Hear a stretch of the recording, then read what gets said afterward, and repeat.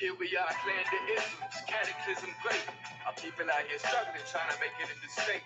Everybody out here doing it, but we the ones who late. Now family, we the ones who gotta delegate. Get that money in the power, never be fake. Stick the code, stop for 3. What did he say? Create jobs, support our own. Educate the same and far back your home. Got 3 degrees, triple 10. 3 PhDs, now we on the CNN. DPTV, talk about negligence. Ignorance is bliss, but we can turn it to intelligence. Believe none of what you hear, half of what you see. Just break it down here on Dr. Boyce TV.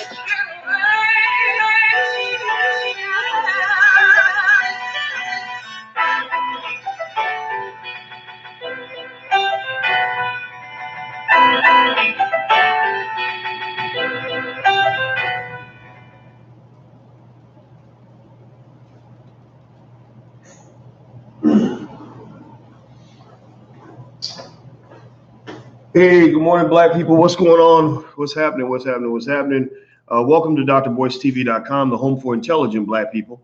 What's going on, David? I see you in there, man.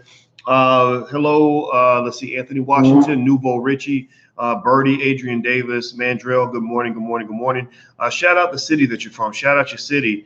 Hit that thumbs up button. If you haven't hit the thumbs up button, please hit the thumbs up button, and also shout out the city that you're from. Let's see, Isaac. What's going on? Mr. Community. Hello.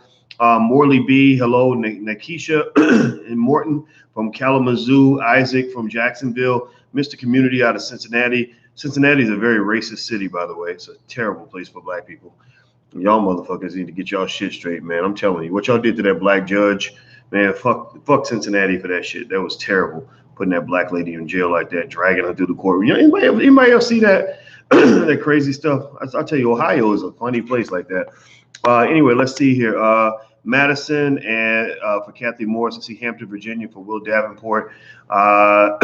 Adrian Davis, Jacksonville, Star Mecca, Buffalo, New York. How do we register for the wedding? I will put up an Eventbrite probably, and I don't want to put it up too soon because what will happen is if I put it up now, a bunch of people gonna register who ain't got no motherfucking plans to come to the damn thing. So we'll stop letting people sign up because we'll think that, you know, we're full and then like half the people won't be there. So we're going to actually put it up probably about February, actually, you know, in case you know, wonder what we're asking about, July 11th, 7/11/2020. That's the big day. That's the day we're getting married. I'm marrying the most beautiful black woman on the planet. And we're super excited about it. And we want the whole community to be involved. So all of y'all are invited. So that means Tianja and Tommy and Todd and May and Michael and Matthew and Verdell. You are invited. All of y'all are invited. So I want you guys to be there with me as we celebrate black love and the amazingness of black women. So anyway, all right. So hit the thumbs up button. Let's do our Black Power exercise real quick. You guys know we believe in the Black Core of 3. The Black Core of 3 is we believe black people should educate our own children, create our own jobs, and support black businesses. Educate our own children, create our own jobs, and support black businesses. That's the Black Core of 3. Also, you saw yesterday when we did Powernomics Thursday, the word for the century, I believe, should be resources. I asked Dr. Claude Anderson yesterday. It's a great interview. You guys can go back and check it out. I said to him, what would you, if you could say, you know, when you go on the Breakfast Club next month and you could talk to black people, 1 million black people for 10 minutes, what would you say to them? What would be the first thing you'd say? He said, I would tell them that it is the allocation of resources that is the number one concern for black people, that it's the allocation of land and stocks and bonds and, all kinds of financial assets that really matters. And that's what we should focus on. So I said, okay, that's top job mission number 1. Mission is the acquisition of resources. So I encourage you, if you want to give your family one big mission in this whole generation and the next one is, acquire resources. That means land, stocks and bonds, build businesses. Every child should know how to start a business by the age of 12. Resources. So on the count of 3, I want you to do three things actually. 1, hit the thumbs up button. 2, hit the notification bell so you'll be notified when we go live. And 3, type the word resources into the chat. So 1, 2, 3. Thumbs up, notification bell, type resources into the chat. Resources is our word for the day, and it will probably be our word for the day for a very long time. Resources is also the same as capital. If you spend your energy acquiring resources, then you're going to win this game. In Houston, I've been in Houston. I came here for Willie D's 30th anniversary party. He had a roast, and I was there. It was really cool. I saw a lot of cool guys that I've known about for years. Bun B was there. Slim Thug was there. Mike Epps was there, and I ran into brothers that knew me. They would be like, "Hey, Dr. Boyce, it's great to see you. I watch your channel all the time," and that's really cool. I appreciate when people say that, but that doesn't impress me as much as when I hear your story. When all of you have a story, Donnie and Kenneth and Nikisha, everybody has a story. So when I meet you, I love hearing your story. And what I love, you want to know what really gets me going, is I love. It's almost like it almost gets me going like in a freaky, like I get excited, like not sexually excited. I ain't gonna harass you or grab your ass or nothing, but like I get real excited when people tell me like, oh, like yesterday I met 3 brothers and just walking through the streets of Houston. One brother said, I went out and started buying property because of you. Now I own 4 units of property. I'm like, yes. Another brother was with his wife, and he said, me and my wife started a business because of you, and now the business is making $250,000 a year. So I'm like, yes.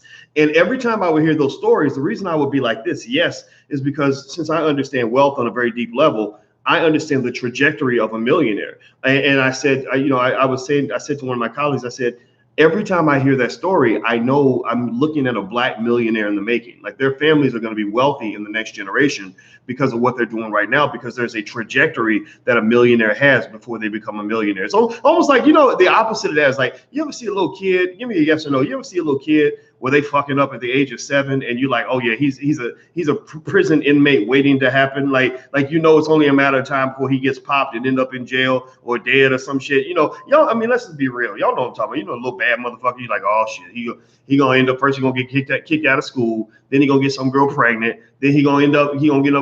Then you hear when he got shot at the club. You're like, yeah, I figured that would happen about now. Like it's about that time, right? So we want to get our men on a wealth, and women as well, on a wealth trajectory where you hear like, oh yeah, so just announced that they're a millionaire, and you're like, yeah, it's about time. Yeah, they're about 31 years old, and they've been doing this for consistently for 10 years, right? That's what it is. That's how wealth works. That's how, in case you want to know the secret, that's what it is. All right, so anyway, let me jump into the topic. I took a little bit long to get into it. Some people get mad about that, but I tell those short attention span motherfuckers not to come on my channel because I'm gonna break it down in the way that it needs to get broke down. All right, so do me a favor, hit the thumbs up button. Hit the thumbs up button if you haven't done that. Very important. Hit the thumbs up button. All right, and welcome to everybody on Facebook as well. Share this to your page if you could. I would really appreciate that very much. Antonio Brown. Antonio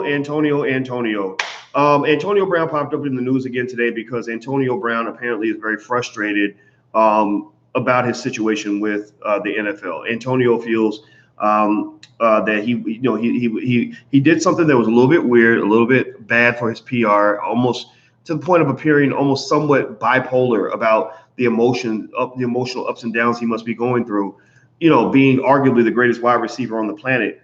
And literally he's participating in football games, on his Xbox. Like the closest he'll get to a football field is, Madden 2020, because Antonio Brown ain't playing no football this year and don't nobody want him, right? And now so here's what happened that got my attention.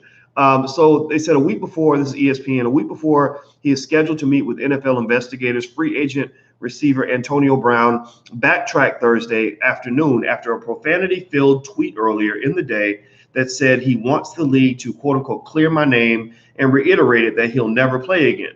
Earlier Thursday, sources told ESPN's Josina Anderson that Brown is scheduled to meet with the NFL next week concerning accusations of sexually assaulting multiple women, and that the veteran is eager to present his side. Hours later, so first he goes in and he's like, man, F y'all, man, I'm this motherfucking shit. I'm not playing no more, whatever. But then he comes back a few hours later and says, he gives more context, but it almost sounds like he's flipping his position a little bit. And he says, imagine conforming to a system, giving it a 100% to see them treat me like this unfairly.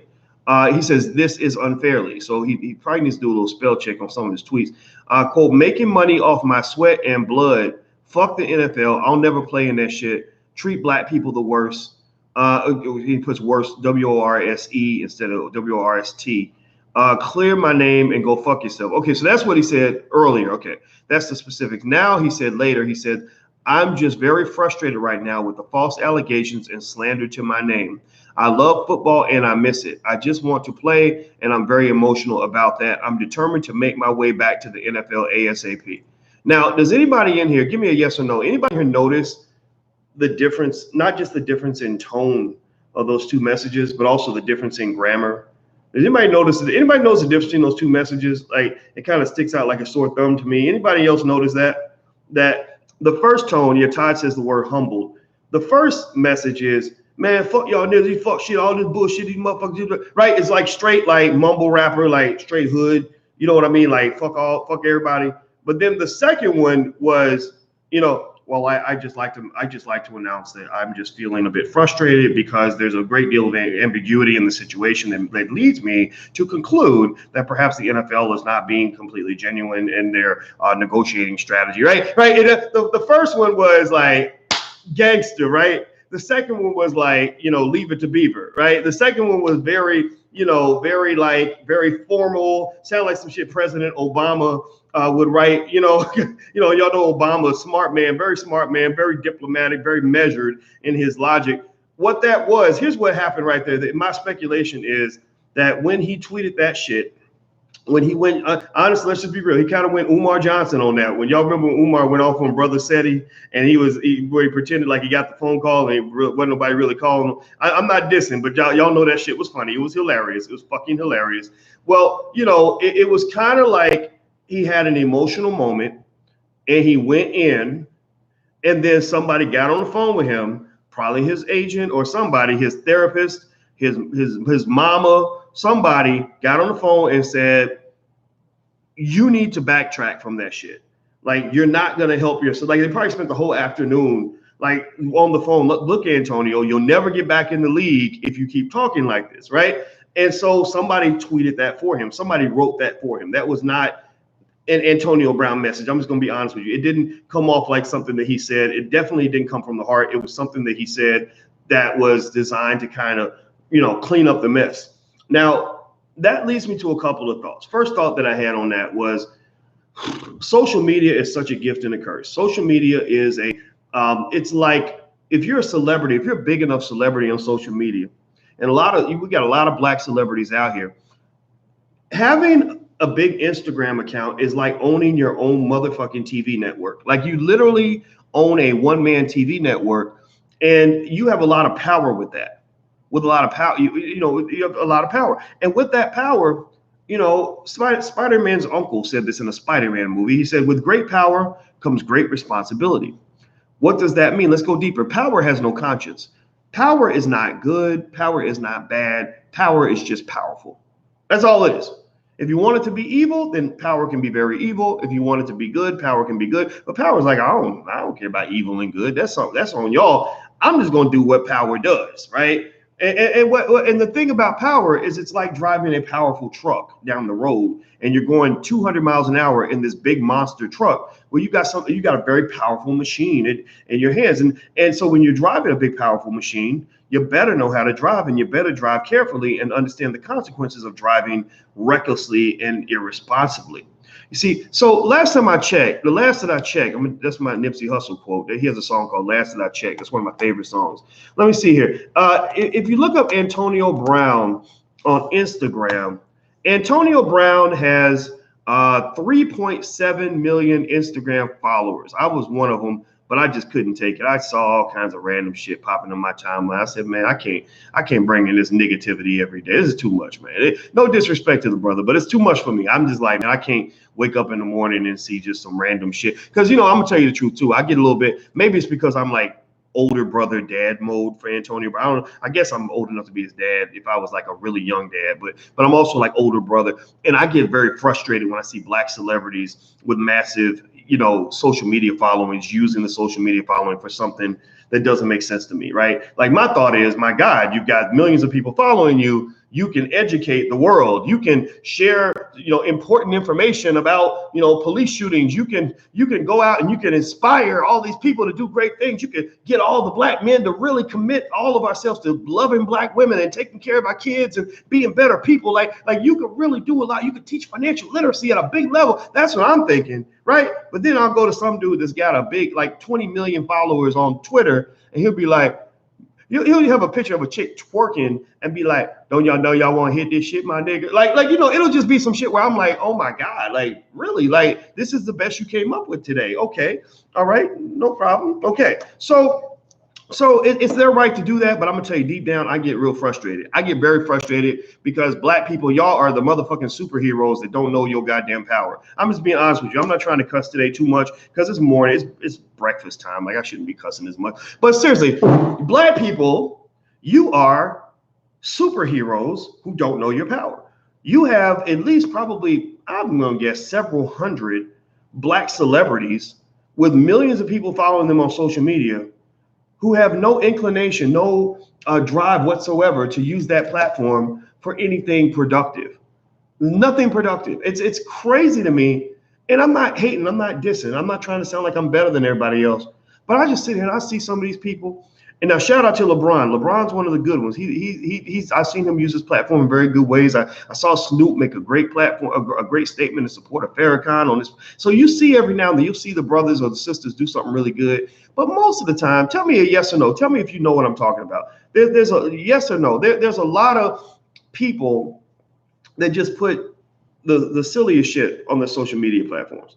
Now, see, somebody, Bree Pipe says, use all your words, Doc. You're right. I'm gonna use fuck, shit, damn, motherfucker. I'm gonna use all the words. There you go. You're right. I need to use my whole vocabulary, don't I? Is that what you mean? Is that what you mean? Use all your words? Or are you trying to tell me not to cuss or to cuss? I can't remember. I don't. Sometimes I get a little confused up in that shit. All right. So anyway, the thing is that it's very sad to see that, and I feel like Antonio Brown he has such capacity for greatness. I think that Antonio Brown is a guy that is, an extraordinary athlete. I think that he inspires a lot of people, for good or bad.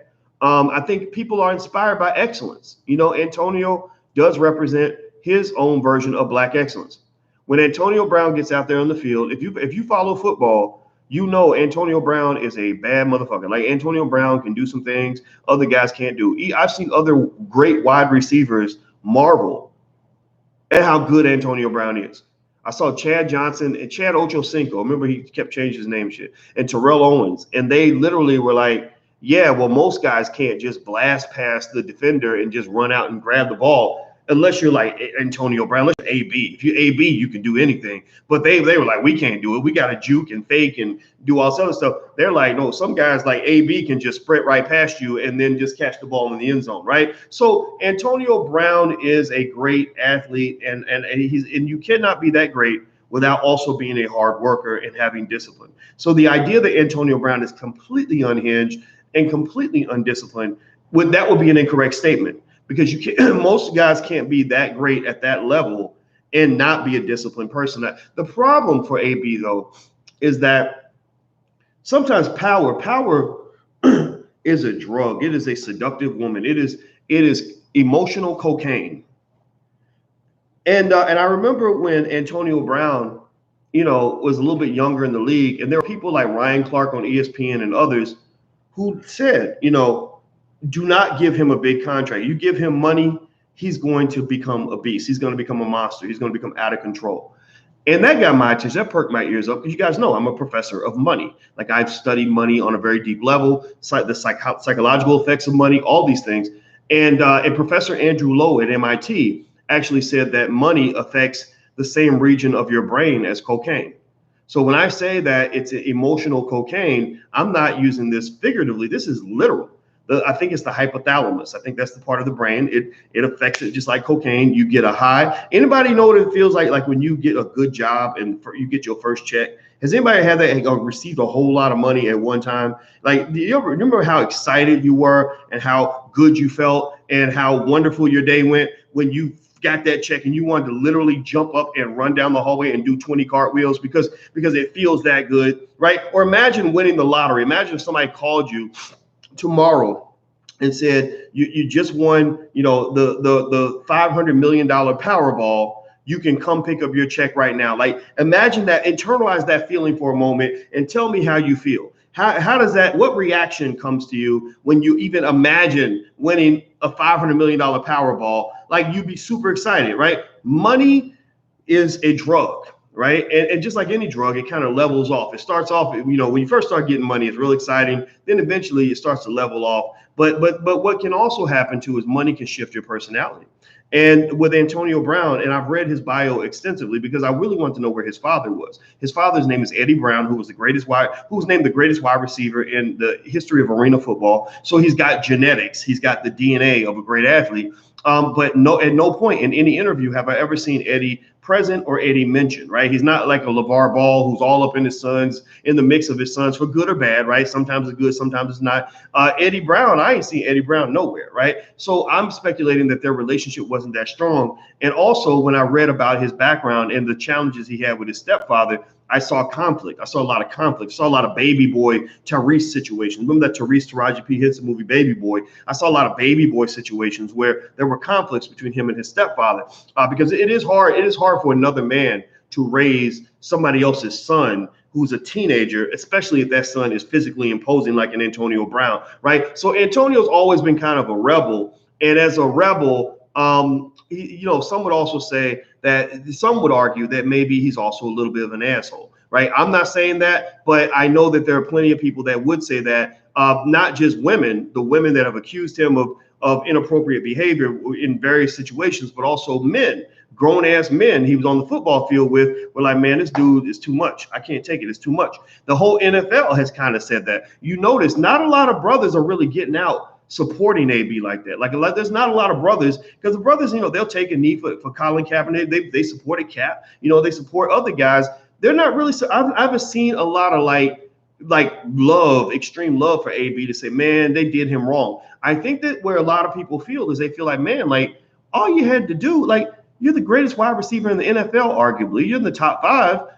They were gonna give you all the money on earth. We dream of getting a deal like that. All you had to do was shut the fuck up. Like, all you had to do was shut the fuck up. Like, how hard is it to shut the fuck up? Now some would say, well, he maybe has an emotional disorder and he can't shut the fuck up. Right? He just can't. It's out of control. Whatever's going on, he's bipolar, schizophrenic. I'm sure there's some therapists out there that could easily make some diagnosis, armchair diagnosis about Antonio Brown to explain why he feels the compulsory need to tweet and say whatever's on his mind. Yeah, but here's the deal, right? You can't say he's not capable of being disciplined. He's not incapable of discipline, because he showed, when he was on the field, it takes a lot of discipline to be an NFL athlete. It takes a lot of discipline to do all that weight training, all those 2-a-day practices in 100-degree heat in the middle of the summer, all running all those routes, taking all those hits. Have you ever seen a wide receiver that runs he'll run a route and cut across the middle of the field and have to jump and grab the ball and literally be a sitting duck, knowing that if a defensive back is like on you, they can literally plow into you like a fucking hurricane and take your ass out, put your ass in a hospital, put you in a wheelchair, like right then, and you still have to focus on catching the ball. I don't know. That takes a lot of discipline. I wouldn't enjoy that job. I would not enjoy the quarter. You get the quarterback throws the ball out there, he doesn't throw it right, and you got to leap and the ball's up in the air. So the DBs come in like raptors in Jurassic Park, and they're coming in like, and then they're coming and they're literally trying to take your head off. Like that, it takes a lot of discipline to do things like that. So you cannot say Antonio Brown's not a disciplined person. I'm going to argue and say that the money might have made him a little bit cocky, right? The money might have made him a little bit cocky. Have you seen, did you see last week where Antonio Brown took a picture of his bank account and put it on Instagram, which, by the way, is like absolutely a no-no for those of you who do not want to get robbed or have every bum and beggar within a 100-mile radius calling you up with their problems. Like literally it's the ultimate in terms of which represents incredibly unproductive financial culture. You don't, if you get $24 million in the bank, if you're smart, you'll make everybody think you got $24 in the bank, like, or $24,000 in the bank. He had 24 million and $1,000 in his bank account, and he basically tweeted to 3.7 million people how much money he had in his account. There's no benefit to him for doing that. That whole stunting, like they call it stunt. They used to call it stunting or flossing or shining or, they got all kinds of terms for that. But y'all know what I'm talking about, where you're showing off, right? I'm not going to say that's a uniquely black male culture, but we get a lot of that from hip hop. We get a lot of that from watching rappers who have somehow somebody lied to them and told them that when you make big money, you're supposed to make it rain. You're supposed to show it off. You're supposed to go to the club. You're supposed to be shining. Like, that's what you're supposed to do. Now, to some extent, remember, this is not just a black thing. White people do it. White people drive Bentleys. And like, why would you drive a Bentley when you can get a car just as nice for $100,000 cheaper? Well, because you want everybody to know you're driving a Bentley, right? So black people are not the only ones who do this. But no matter who's doing it, it's just not the best way to go about, really exercising the power of your money. Because the other thing that's really interesting is that he's going to not just attract all the vultures that are already in his life, but literally every single woman he's ever had an interaction with who does not like him can look at that and say, he's got $24 million in the bank, and my rent is $1,500 a month, and I'm having trouble making my rent payments. I just got a call from Gloria Allred, the so-called feminist attorney. Now they're on a hustle. They're in hustle mode because they were kind of exposed by the New York Times. Go look it up. Gloria Allred and her daughter Lisa Bloom. They were exposed for basically going for money, like finding black athletes and just going for their money. And it wasn't just black athletes; it's really anybody, but mostly black athletes. Black men are the most vulnerable. And so think about this, right? So you a broke gold digger, right? Ain't nothing worse than a broke gold digger because they already done, suck some, what for some money. So there ain't nothing to file a lawsuit. There ain't nothing to make an accusation. Go look at the Rap of the Game. The Rap of the Game is paying $7 million to a lady that he didn't even like that much. She was mad. She wanted to sleep with him. She was trying to get with him, and he wasn't interested, right? But he's paying her $7 million. His grandkids' wealth is going to the hands of this broke gold digger, right? So broke gold diggers are kind of the female version of a predator, right? They're sort of looking for a chance to get your ass. And so you're sitting there, you're a broke gold digger, and he just tweeted that he's got $24 million in the bank. And Gloria Allred called you and said, hey, when you were dating Antonio, is there any reason that you feel that he acted inappropriately? Or what do you mean by inappropriate? Did he do anything that made you uncomfortable?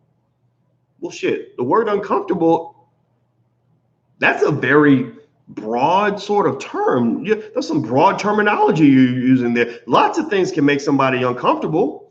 Give me a yes or no. Can you give me a yes or no? Can anybody, if you're a woman, can you think of a man that's ever made you uncomfortable?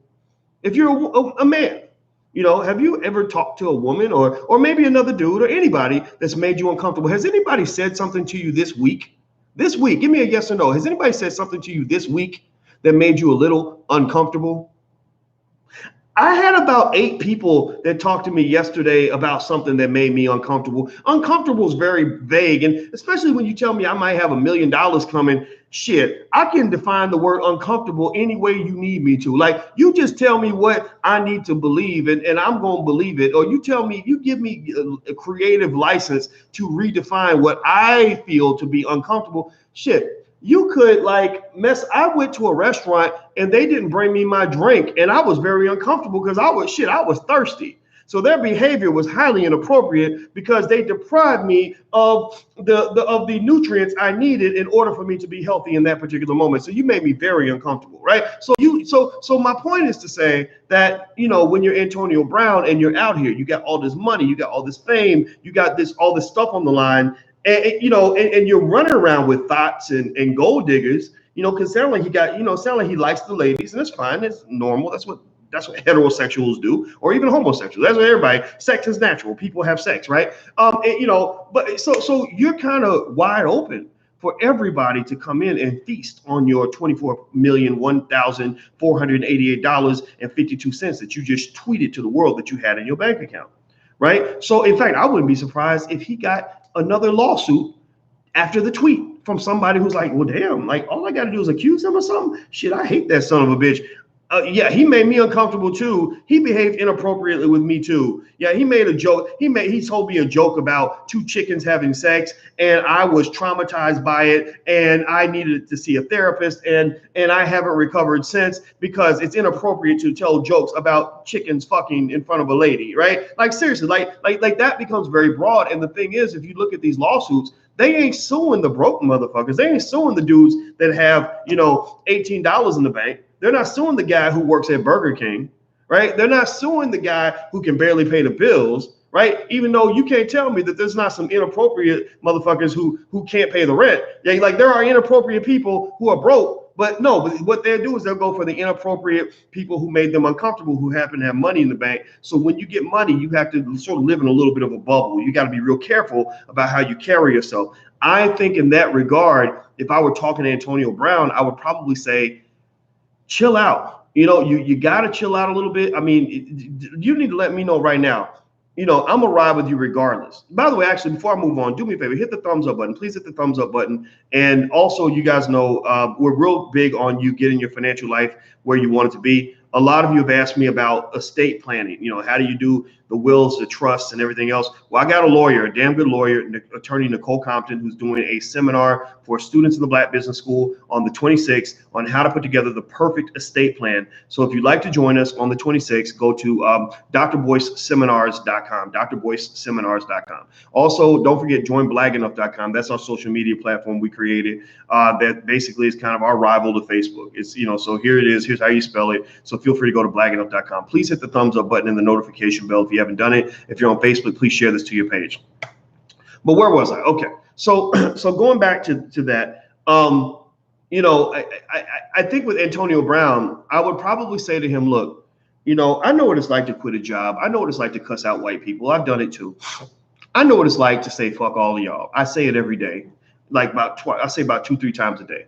In fact, somebody made a comment about Umar Johnson earlier, and I just kind of want to say, man, fuck all of it, fuck you. Like, you wanted to ask me about Umar, I ain't gonna be talking. I told you I ain't fighting with no black people in 2020 or 2019. So no, I'm not gonna talk about Umar Johnson. If you want to go see what I said about him 3 years ago, right? Like people are still tripping over a video I did 3 years ago. Go look at the video. It's out there. You'll recognize me. I'll be the same person I am, except fatter. Right. And I was very angry that day because I tried to call him several times and he wouldn't call me back, because I wanted to squash something and he didn't want to squash it. So I was like, okay, well, let me just respond to what you said publicly and I'm going to do it now. But that day, I'm going to admit I was really frustrated. And if I could do it over again, I probably wouldn't have done that video, not because my feelings have changed. I stand by every word that I've ever said at any point. You can go back 25 years. You can go back to when I was 24, 25 years old. I stand by everything I've ever said. Even if I said the wrong thing, even if I said something stupid, I would just correct it and move on, right? So in terms of regretting it, I don't regret it because what I said wasn't true. I regret it because I think for black folks, I think we got to find, I don't think people enjoy watching two 40-something-year-old black men fighting on the internet. I don't know, give me a yes or no. I need a confirmation on that. Would you rather us try to get along, or would you rather us be fighting in public, cussing each other out and yelling and screaming about what somebody did to me and he ain't right and I don't like that son of a bitch because he's a dirtbag, he's this, that, and the other. No, I'm not going to do that. I'm not going to do that. But am I going to want to work with everybody just because they're black? I can't do that either. Because if I'm not comfortable with the shit you're doing, like if I'm sitting there thinking, man, come on, man, let's get the school built. There ain't no school. If we have a school, then we can squash a lot of, right? If I'm feeling that way, I can't hide that. I'm not gonna pretend to be something I'm not. But at the same time, that don't mean I got to be the one always pulling out the sword to try to chop your head off in public. So I told you guys, I actually believe it or not, there's another video I did about Umar where I defended him extensively when he was debating with Roland Martin, because I felt that Roland Martin was unfair to him in the interview. And I explicitly stated that. But of course, the thing is, people don't hear when you say something good. They only focus on the bad stuff, right? That's a sensitivity kind of thing, right? But it is what it is. It's fine. It's not an issue. But but I'm telling you, like, so when you talk about wanting to say F you, like, I'm not dealing with that. I do that too, right? So Antonio Brown, let's get back to Antonio. I think it's okay for him to say, fuck the man. Like, I think it's okay for Antonio to say, I don't want to play anymore. Y'all are racist. That's true. LeBron said it too. Y'all ain't doing me right. Well, some could argue that because someone could argue that there's a lack of due process in this whole Me Too era where people are getting fired over an accusation. Y'all should give me my money. Yeah, he probably has a point. They probably do. In arbitration, he'll probably get some money out of the Patriots. The Patriots are just going to make him earn it. They're just going to, some people will do that. In business, people will do that. Sometimes they'll be like, we're going to fire you unjustly. And if you want your money, you're going to have to go out and spend $1 million on lawyers to get your money back. Like that's good. That's just going to, and it's going to take 5 years for you to get it. So good luck to you in your lawsuit. We'll be waiting for you when we get to court. Woody Allen's going through that right now. Woody Allen had this major deal with Amazon, like $60 million deal. And there it was ironclad. The contract was very clear. Like we're going to pay you no matter what. This much money is guaranteed as long as you give us your movies. And then an accusation came out. Apparently Woody Allen, y'all know some of y'all may know Woody's background. Woody it sounds like he might have did some really bad stuff to one or two of his kids or something crazy like that.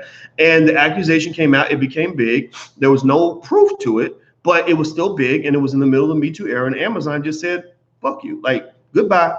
We're firing you. We're terminating the agreement. We ain't gonna pay you. So Woody had to sue them for $68 million. He probably has a case, right? But they were like, yeah, you probably got a case. Good luck to you, but you're not gonna get that money easily. We're gonna make you work for it. So I believe the Patriots are doing that to Antonio Brown. They're just saying you're gonna have to work for your money, bro. If you want it, come and get it. Just like beating us on the football field and taking a Super Bowl out of our hands. You can have the trophy. The trophy's right here, but you're gonna have to fight for this trophy. So good luck in this game, right? So I think that Antonio Brown, his position is fine no matter what it is. If his position is F y'all, I quit, that's fine. Jim Brown did that. Jim Brown, God bless him, one of the greatest the greatest football player ever, and one of the greatest human beings ever in terms of what he did for the community. He just said, fuck you to the NFL. He didn't want to keep playing. He walked away when he still could. Jim Brown could have played another 5 to 10 years and kill him. He was murdering them white boys on the football field. Anybody ever see Jim Brown play football and how dominant he was? Jim Brown was on another level. He would just run through like 10 of them like it wasn't nothing. And because black people, we got that super DNA, like we're just extraordinary human beings. And Jim Brown just said, I don't want to play anymore. Like I'm not your boy. You're not going to disrespect me. I'm out. Right. I think that's a valid point. The thing about having a point like that, though, is that, you have to have some consistency. Right. When you take a stand, you can't it's like if you're fighting a bully, if you're going to punch the bully, you need to be ready to fight. Right. You can't run up and punch the bully and then go, don't hit me. Right. That's kind of what it looks like when you're like 1 minute, you're like, fuck y'all, man. Y'all motherfucker, fuck shit, nigga. I don't want to play no more. I ain't come back. Then a few hours later, you're like, well, actually, I'm just feeling a little frustrated right now. And I really would like to get back on the football field. And the reason I lashed out at you is not because I think you're a bad person, but it's because I really just want to play again. I just think it's sad just being on the sideline, man. I can sit at home. I ain't doing nothing but playing Xbox and stuff. But I got kids and you can't do that, because if you do that, what's going to happen is, number one, the fact that you lashed out is making them, it's only reiterating what they already think about you, that you're not mentally stable. It's only reiterating the fact that, that's a lot of teams are probably afraid of Antonio because they're thinking, man, this guy's going to come in. We're going to give him all this money and all this power. He's going to be, and we're going to come to really depend on him. But then one day he's going to come in and break our hearts. It's like a relationship. If somebody 1 minute is like, I love you, I'm going to be with you forever, I think you're wonderful. And then the next minute they're like, fuck you, I hate you, I want to kill you. And then they love you again the next day. That feels like an abusive relationship. Give me a yes or no if you would want to date a person like that. Give me a yes or no. And if you say yes, then we need to have another conversation about how to choose an appropriate partner. Because if you think that that's normal, people actually are attracted to crazy people, by the way. I don't know if anybody ever noticed, this is mostly for the fellas, though. Just inside joke. Has anybody, and maybe it's true for men as well, I don't know, I ain't never slept with no man. So ladies, y'all can tell me, there's a theory out there that sometimes the crazy people are actually the most they're the most fun in a relationship. Like they're the best in the bedroom. Like you ever have sex with like a really crazy person and they get so passionate and crazy and it becomes like the best sex in the world, right? Like you know what I'm talking about? Y'all know what I'm talking about. I'm not gonna go into that too much because you probably got kids listening. But seriously, like I think maybe most people, it's like life is more fun if you have at least one story to tell about a crazy person where you're like, yeah, they were great, but then I like had to get a restraining order, right? But up until the restraining order, it's like really fun, right?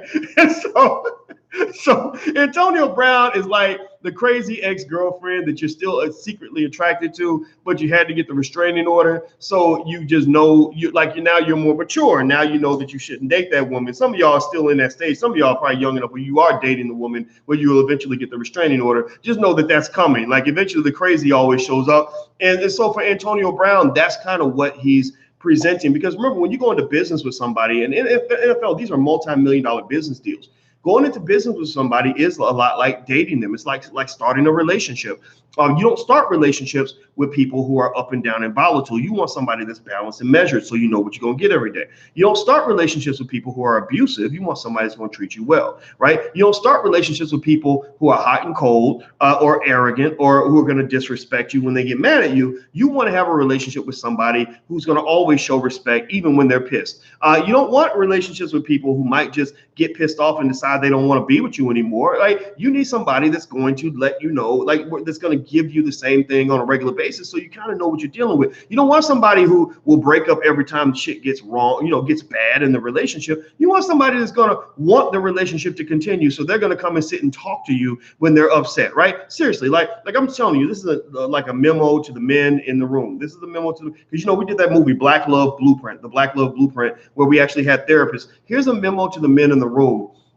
You might get mad when your woman comes to you and complains about the relationship or comes to you and wants to talk about the relationship. Like all guys go through that. I don't know about all guys. I know I do. So where, where the woman be like, I want to talk about us. And I'd be like, okay, what is it now? Like, you just really feel it. I ain't gonna lie. Like sometimes I'll go through that with Alicia. Love her to death though. But she's a relationship therapist. So that's a lot of work. Like every day is like more therapy, but I love her. She's wonderful. But it's like, but some days she's not as wonderful as she was the day before.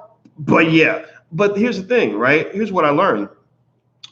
You are absolutely blessed when you're in a relationship with somebody who will come and talk to you about the issues they're having, right? Because the day you know that you're out, the day you're in the outer group and you've been booted is when she stops talking to you. The day everything seems perfect and she stops complaining suddenly, out of the blue, she ain't complaining no more. Like everything you did that used to get on her nerves, suddenly she's fine with it. That's the day when you need to watch out, because somebody's probably about to be sticking your woman, right? Seriously. Same thing. I think same thing is probably true on the male side as well. When they stop talking to you, that's when you got real problems. And so the same thing is true in business as in relationships, because business ain't nothing but a relationship. You're not having physical love, but you're making financial love. Like you're merging your energies together financially, and there's a lot of risk that is implied in those situations. You want a business partner that if they have an issue with you, they're not going to make assumptions. They're not going to get pissed off and go blast you to everybody else. They're not going to go outside the relationship and talk shit about you. You want somebody that's going to say, I have a problem. I need to sit down and we need to hammer this out. And I want to sit down with you with the best of intentions, because I believe that if we are both determined to not give up on each other, that we can make this relationship work. And that's all love is. That's all economic love is. That's all physical love is at the end of the day, love is basically two imperfect people who refuse to give up on each other. Like I'm not giving up on you because I believe that the good in you will come out if we talk about this, and you may not even be aware that we're having an issue. So I want to talk to you about it so we can make this better. You want to do business with people like that. That's my point. That's why I brought this up with Antonio Brown. If Antonio Brown was the kind of guy that said, if I have an issue with my team, I'm going to talk it out. I'm not going to get pissed off. I'm not going to threaten to punch anybody. I'm just going to come to you and really talk to you about this and let you know that this is making me unhappy. And I would like for us to see if we can find a common ground. I'm willing to compromise if you're willing to compromise.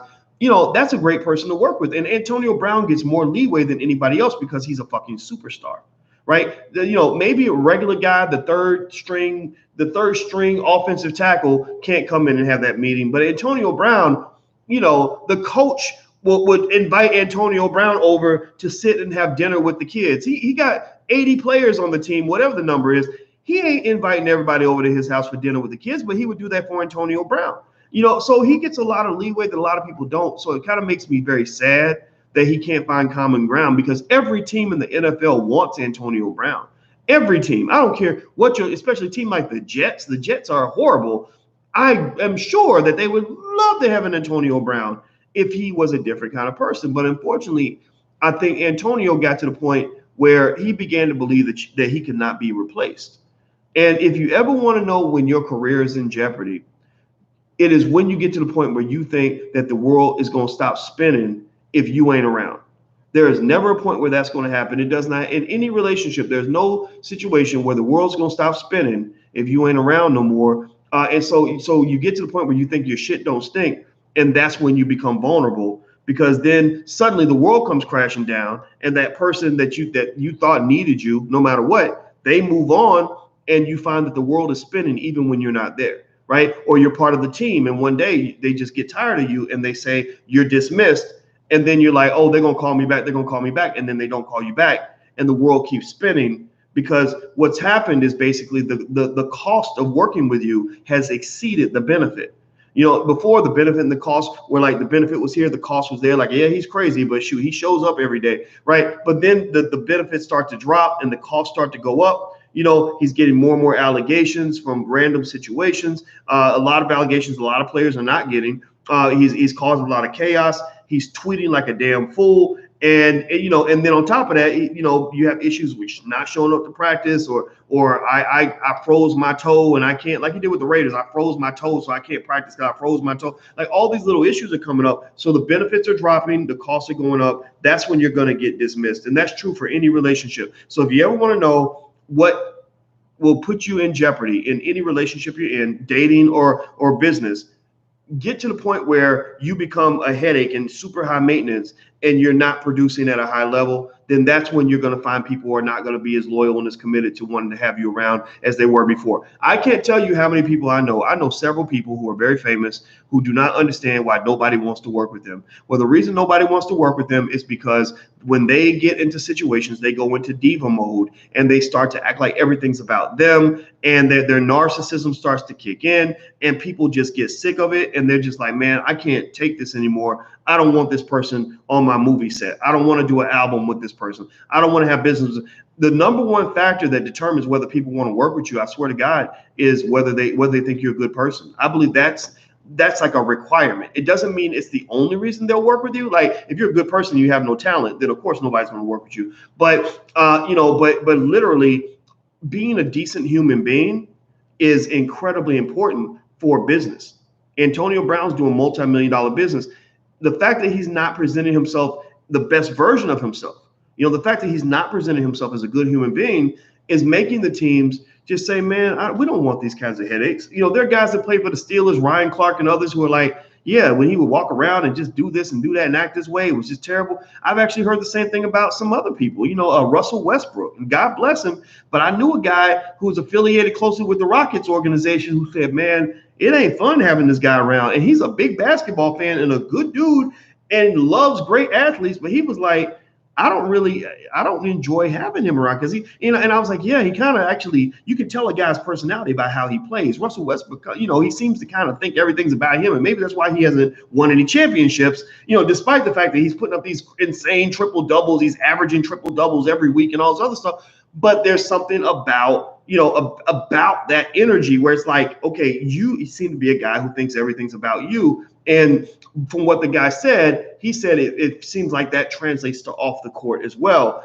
And so ultimately, I will say to you guys, now, again, I like to make it about you at the end of the day, not just about Antonio. This is not a Antonio Brown gossip session. This is really a teachable moment in terms of us observing the world and realizing the world is your best classroom. The world is your best classroom. So when you look at Antonio Brown, what you can really learn from that, especially in business, is the number one rule I believe in business is don't be an asshole unless you have to be.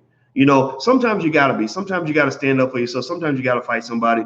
But honestly, I learned a long time ago, and I try to practice what I preach because I got the negativity in me too, like everybody else. We're all infected with negativity.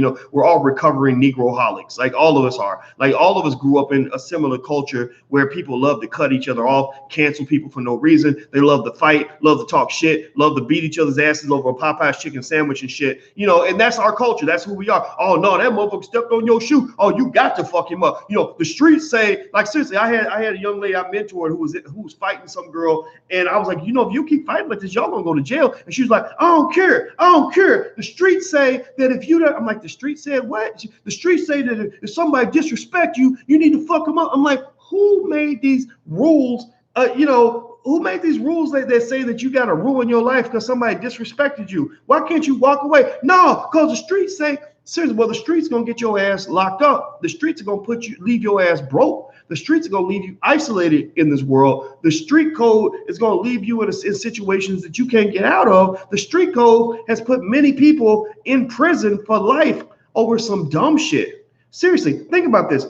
Imagine going 50 years where you got to sit in prison for 50 years and explain to your grown-ass children who hate you because you were never around. You got to explain to them that the reason that you're not there and can't be a good parent is because the street code told you had to shoot that motherfucker because he stepped on your toe in the club.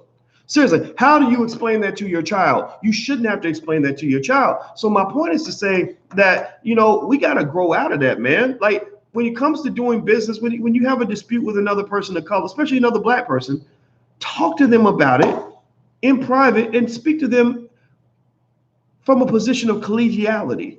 Talk to them from a position of mutual compromise. Talk to them from a position where you don't see them as the enemy.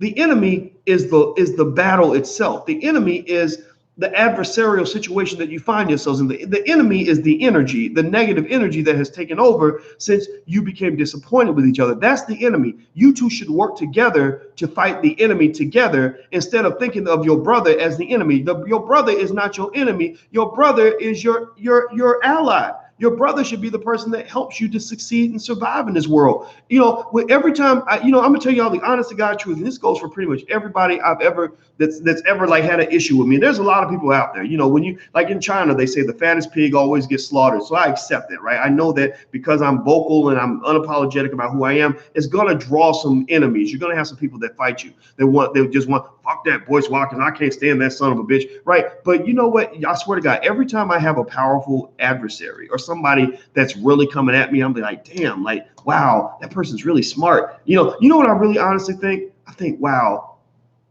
imagine what we could accomplish if we could find a way to work together.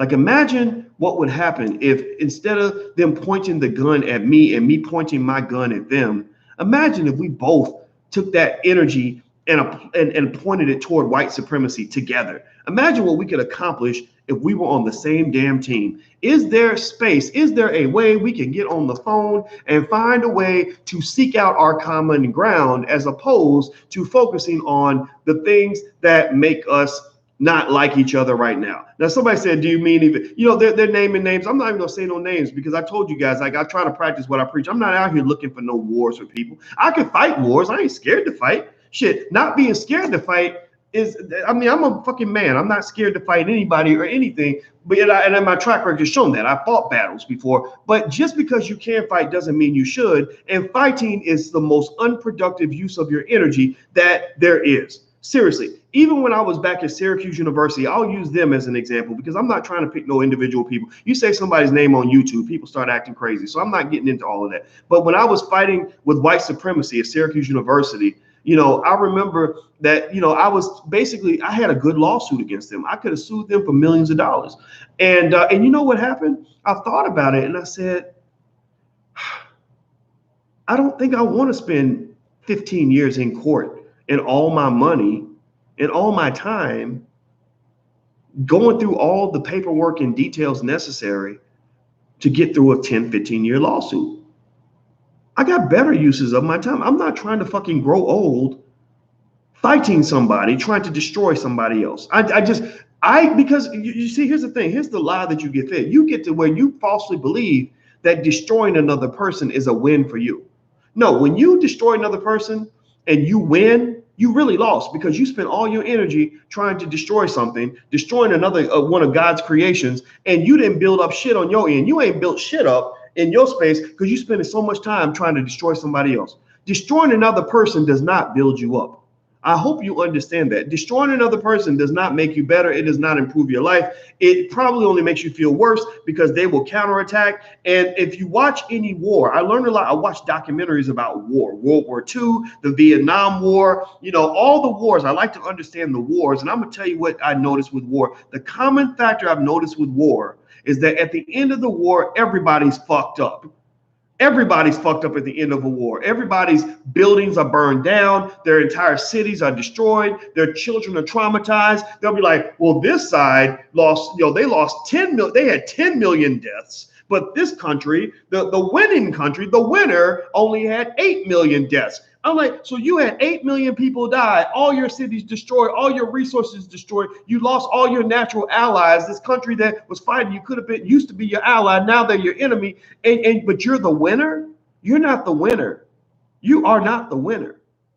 All you are is you just were not the biggest loser. That's it. The best you can say is that he lost more than I did. But at the end of the day, y'all both lost.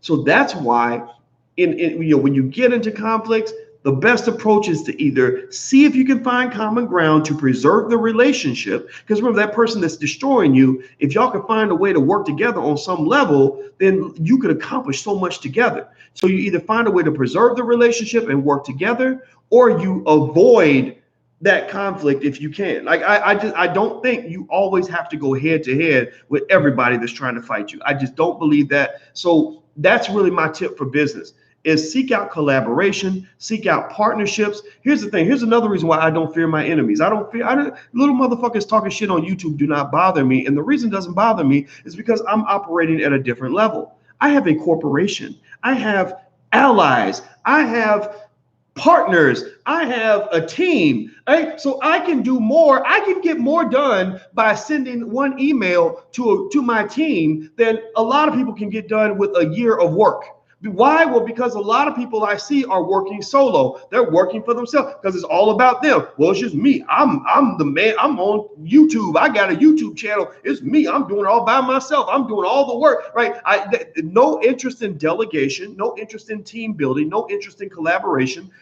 It's very difficult to conquer the world when you're trying to fight all battles by yourself. Right. So I learned a long time ago that the number one asset you can have in your life, if you are building any sort of empire, is the ability to form partnerships and relationships and engage in teamwork. So that's why one thing you'll notice is different about my YouTube channel versus others is you don't just see Boyce on my YouTube channel. You don't just see me always talking my shit every day. I'm in here a lot. Like I'm always in the trenches, but you've probably seen 200, 300, 400 people come through my YouTube channel. Some of them come and stay for a minute. Some of them stay for months or years, but you've always seen me collaborating and partnering with other people because my thought is always is constructive to say, if I help you, then you can help me. And if you're winning, then I can win and we can all win together. That's an abundance mindset. That's what you had in Africa before you started hanging out with white people after slavery started. Seriously, white people are the ones who introduce you to this idea that there must be only one winner and everyone else will lose, right? Or we must take what's from you in order for us to win, or I must emerge as the victor and there's not enough for everybody. White people in Europe had that scarcity mindset. They're the ones who had to kill each other over food and start eating each other and shit during the Black Plague because they didn't have enough food to go around.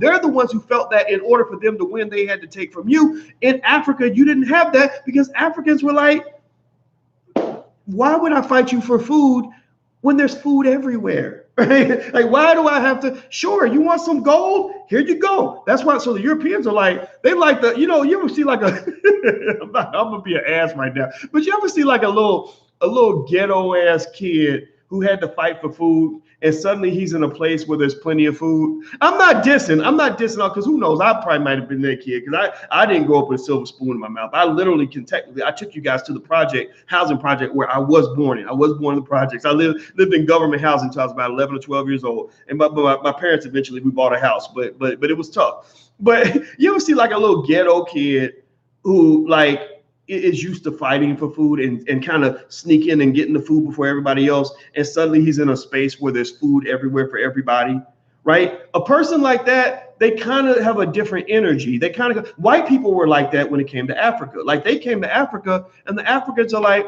yeah, we got gold. Here, take some gold. Here you go. My friend, I want to form a partnership. Here's gold. Oh, you want more? Here's more gold, right? So the Europeans are like the little ghetto kid who's seen all that there's like plenty of chicken. So he's like putting chicken in his pockets and you know what I mean? Like grabbing food and a handful, like the jelly beans, like you say, here, take a jelly bean. He grabs a big handful and puts it, right? So that's what the Europeans did. That's why they set up all the gold. You guys know I'm going to Ghana. With Mike Roberts, the billionaire. We're going to Ghana together and we're going to hang out and learn about Ghana and business opportunities, right? So ultimately, that's what the Europeans kind of taught you is this very scarcity mindset that causes you to compete when you should be collaborating, right? Do you follow what I'm saying? Give me a yes or no if you get what I'm saying. I need to know that we're connecting on this issue, that collaboration is almost always better than competition. Collaboration is productive. Competition, if done the wrong way, especially if it leads to warfare, is very destructive. Collaboration is productive. Competition can be very destructive. Doesn't mean you don't compete. Sometimes you have to. Sometimes things happen. Sometimes somebody, attacks you and something goes wrong. But collaboration is almost always better than competing or fighting or trying to destroy somebody else. You don't win because somebody else is losing, right? So when I see somebody like on YouTube, sometimes I'll watch Black YouTube and I'll see what's going on, and I'll see somebody that will spend a whole hour attacking somebody else and what somebody else has, and I'll be thinking, my God, this is gonna suck because you're probably gonna succeed. You're probably gonna succeed in undermining what they have going on. You're gonna probably hurt them a little bit, and maybe they're gonna come back and try to hurt you. But imagine if maybe this was a person that if you'd reached out to them and talked to them, they would have brought you into the mix so you could be winning too. So you'd have less reason to be bitter. Most bitter ass people are not doing well. Do you at least understand what I'm saying on that? Most bitter people who just really are just complete haters on what everybody else. I hate that motherfucking shoes. I hate that they're always wearing nice suits. Like, why he driving that car? He don't need that car. Like, people who are like that are usually broke. They're very rarely does a rich person spend time hating on somebody else's car or somebody else's house or somebody else's job or how happy somebody else is or somebody else's relationship or somebody else's kids. Usually the woman who's mad at another woman for being happy in her relationship is usually the woman who's single and bitter and lonely and mad, right? Or has a shitty relationship. She goes home to an abusive husband, so she hates every woman who has a good husband because it reminds her of how she made bad choices in her life, right? So, ultimately that energy is hard to kill, that energy, because it's a type of mental illness, unfortunately. But I encourage those of you who are smart and strategic, those who want to win, to do everything you can to yank every ounce of haterology out of your system that you can. I need you to exercise the demons of jealousy as much as you possibly can. You need to get rid of that negative energy as much as you possibly can, because when you go out here and that's all you're bringing to the table, if all you're bringing is a fight, then you're only going to make things worse for yourself. Right. So let's just circle back around, full circle to Antonio Brown. I'm not saying he's a hater. I'm not saying he's jealous. I'm not saying anything like that. But I have seen him come out as a little bit of a hater when it comes to like players. Like he was hating on Juju Smith.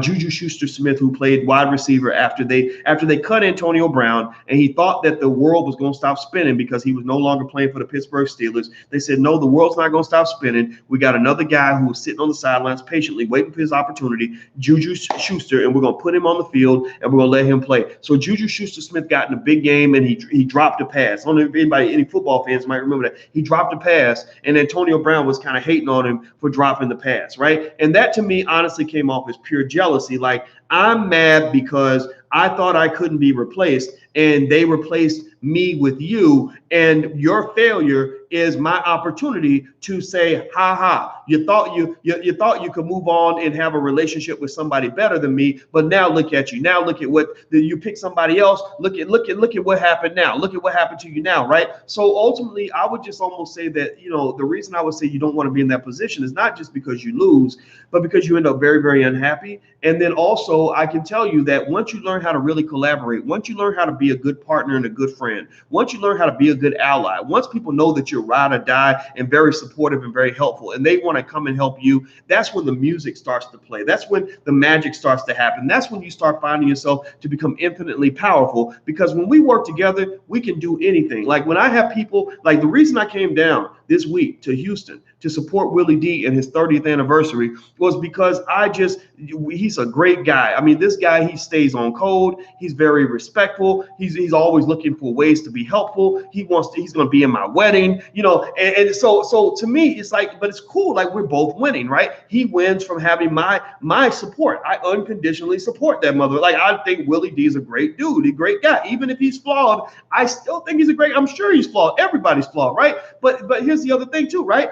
Because we have a great friendship, I got to come down and have a lot of fun. I got a chance to hang out with Mike Epps and Slim Thug and Bun B and all these really cool people. And, and so his support helps me, right? So you help each other. Iron sharpens iron. There you go, Iceman. So find other people, find brothers, find sisters that are on code. Find people that are looking to be collaborative, not competitive. Find people that are looking to be good partners to you. Find people that want to be good friends to you. When you pick a relationship, you pick somebody to date, find somebody that wants to have a good relationship. Find somebody that wants you to be happy so they can be happy, right? Find somebody who's a giver. Don't fuck around with people who are takers. Don't mess with people who are negative. Don't mess with people who stay bitter. Don't mess with people who stay mad. Don't mess with people who are always disruptive. Don't mess with people who are narcissists. Find people who understand one basic idea.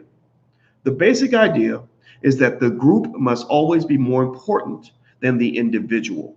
That is a Black code. That is an African, that I'm sure there's some African proverb or 2 or 10 or 1,000 that communicates this. Most African proverbs, if you notice, go back to basically, family, like go back to the collective, go back to working together, right? There's 1 out of every 2 African proverbs, I'm sure, goes back to like, get over yourself and get with the group, right? Most Chinese proverbs, a big chunk of them go right back to like, we work together, we are a collective, we are a family, we are a unit, we run in packs, right? It is only the slave thinking that you got from your oppressor that leads you to think, I'm going to do better by chopping off that motherfucker's knees, right? That's slave thinking, and I encourage you to rise above that. Not to say that Antonio Brown has slave thinking. I know we were talking about Brown. We kind of deviated a little bit because I really want to talk more about you as opposed to Brown, but get into a mode of collectivity if you can. Support all these things. Read books like George Frazier's book, Success Runs in Our Race. George Frazier comes in every month. The reason I have George Frazier on is very simple. He is a masterful networker. He is incredibly helpful. He is extremely collegial. It would be almost impossible to pick a fight with him, because if you pick a fight with George Frazier, I'm gonna tell you what George Frazier would do. If George Frazier had a powerful enemy who wanted to pick a fight with him, George would probably do 1 of 2 things. Either one, he would not respond, or 2, he would get you on the phone and say, hey, what's the issue? What can I do for you? How can I make this better? He's not gonna be like, that old son of a bitch, that old man, can go out in public and attack you and cause a war. He's not going to do that, right? Because G's don't think that way. Real powerful men, powerful women don't think that way. So be powerful. Don't be powerless. Powerless people are the ones who do a lot of yelling and screaming and acting a damn fool. Powerful, intelligent people are the ones who say, I'm sorry I hurt you. Is there some way that we can work together? Is there some way that I can take all that power, that those missiles you're aiming at me, and we can aim those missiles in another direction? Maybe instead of fighting me, we can fight white supremacy together. Now, Kevin says, you're secretly talking to Umar, aren't you? No, actually, I'm not. Because just being 100% honest, sometimes things get to a point where avoidance is avoiding something or whatever, an energy that doesn't fit who you are, is better than actually trying to get deeper invested in that energy. So I'm just going to be 100% real with you guys and say that, even since this, the video I made 3 years ago, I've seen other things that bother me a little bit. about certain situations, certain people, and I'm not going to really talk about it in detail because I'm not interested in starting more fights. But there's some people that used to be able to call me and I would work with them, figure things out. And then there's some people they call me and I would probably not answer the phone, right? So I had to be honest with you in terms of where I am right now mentally. I'm looking to try to grow, man. Like I want, and that's why I say on this channel, like if you're looking for a gossipy kind of channel, there's plenty of those out there. I'm not looking to do that, man. I'm looking to create help create a generation of empire builders. So that's where my thinking is. I don't have time. Like I don't want to be a 45, 50-year-old black man on the internet acting like, arguing with people like a teenager. That's not fun for me. That's not, how I was raised. My father would be ashamed of me if he saw me getting into, internet beefs with grown ass 40-some-year-old men. Like we're supposed to be role models for the millennials and younger generations. And I want to be a good role model. So if you can handle a little bit of cussing, I know y'all get mad about some people get mad about me cussing, but my daddy used to cuss in front of me when I was a kid. If y'all can handle a little bit of cussing, I just tell you guys just honestly, publicly, that my goal is to evolve and to keep growing because I want to be an excellent human being by the time my time on this earth is over. So keep being excellent, guys. I love all of you. I have a lot of respect for each of you, and I appreciate you hearing me rant for 1 hour, 9 minutes, and 51 seconds. I hope that this benefits you, and I want to see you go out and achieve all your goals and all your dreams and become as successful as you want to be. If you could do this for me, please hit the thumbs up button before you go. Please hit the thumbs up button, hit the notification bell. If you're on Facebook, please share this to your page. Also, don't forget, we're doing a special lecture on how to create the perfect estate plan, how to make sure you don't end up with the troubles that Prince had or Aretha Franklin had, and that your assets get transferred to your children if something happens to you. Anybody could die at any moment. Understanding wills and trust and estate planning and all this stuff and how they all work together can be really beneficial to you. So I have an expert on this topic, attorney Nicole Compton, who will be there in a private setting to answer all your questions. So if you're interested in coming out with us on the 26th, go to drboyceseminars.com. That's drboyceseminars.com. Somebody please type that in. Also, join our social media platform at blagenough.com. Lots of good conversations there. An excellent collegial social media space. Very, very black. So here's how you spell it. Also, our spades tournament in Chicago, in the Chicago area, in Joliet, actually, is Saturday night. If you want to join us and have some fun, just play some spades. We got a lot of teams signed up now, so if you can sign up sooner rather than later, that helps us to organize the tournament. I've never done a fucking spades tournament in my life, but I thought it would just be fun because I like spades, and I figured somebody else would too. So if you'd like to come out, go to drboycechicago.com. That's drboycechicago.com. All right, guys. Right now, I'm getting ready for this trip to Ghana in a few weeks with Mike Roberts. I'll keep you guys posted on that. I'm very excited about that as well. So you guys have a good day. God bless you. Love all of you. And I'll talk to you soon. Be good. Peace.